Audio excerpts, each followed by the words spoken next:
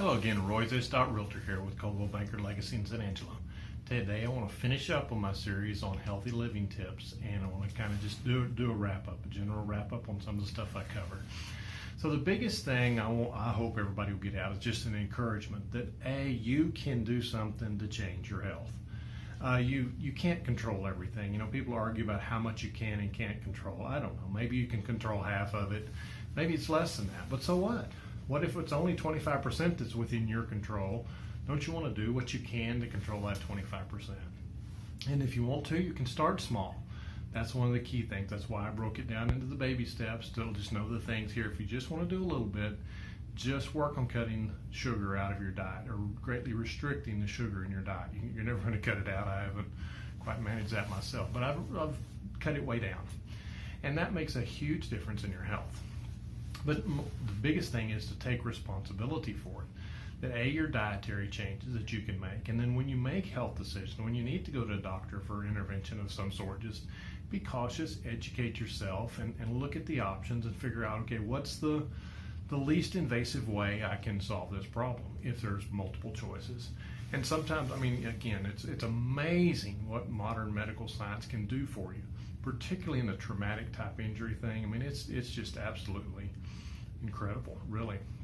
And so it's not to badmouth medicine or anything. It's particularly the doctor you're going to deal with. If you're sitting in an office with a doctor, that guy probably is trying to do everything he knows to help you. The problem is that in his education and in the whole medical system, the pharmaceutical companies and stuff like that, that it's not necessarily their goal. Their goal is more profitability instead of helping you get well. And the system's designed to work for you. The system is designed for you to be a cog in the machine.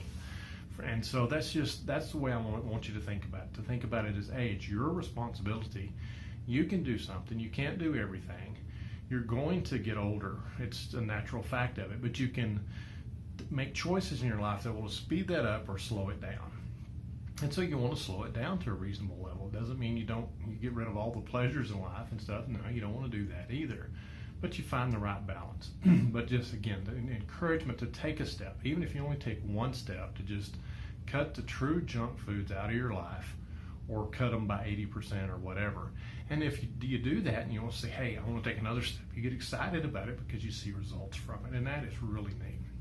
One of the websites I mentioned in one of the earlier videos is Mark's Daily Apple, and every Friday they have a success story. Someone who heard about their eating thing and the nutritional stuff he talks about and got excited and started following it. And it talks about their results over the years. They'll show before and after pictures, and not just before and after pictures of 6 months apart from a diet, because you can lose weight easily. There's lots of easy ways to lose weight, but it's more about the long-term health. And people that had serious digestive issues or inflammatory issues and stuff like that were very critical. I mean, just hard to function at the level they were at. They were able to correct a huge amount of that and get better, get where they can really live life. And so that's what I'm trying to encourage you to do. If you take one step down that road, great. If you decide you want to take 5 steps down the road, that's fine too. That's even better. But you realize that you have some say in the matter. It's not all the outside world. Yes, genetics and the influences of the world around us can't be totally avoided. So you're going to have some of that. But you do what you can do to make some steps and change in your life. And it'll make your life feel better. It'll make you age more gracefully, to be able to do things into your older years. It may or may not extend your life. Who knows? But if you're able to be up and active at 85 and you die at 86, or if you're wheelchair bound at 80 and you die at 86, those are totally different results, even though the age of death is the same. And so, and realizing in all of it that life is terminal. I mean, there's not any of us going to get out of it alive. So just being aware of that. But you can change things down the road. And so if you have more interest in it, start researching. I've given you some websites, a lot of other resources. Call me and talk about it. I'll give you everything I know, which may or may not be worth anything. So far it's been worth hopefully exactly what you paid for it at least. So anyway, give me a call, Roy.RealEstate, 325-268-0775. Thank you.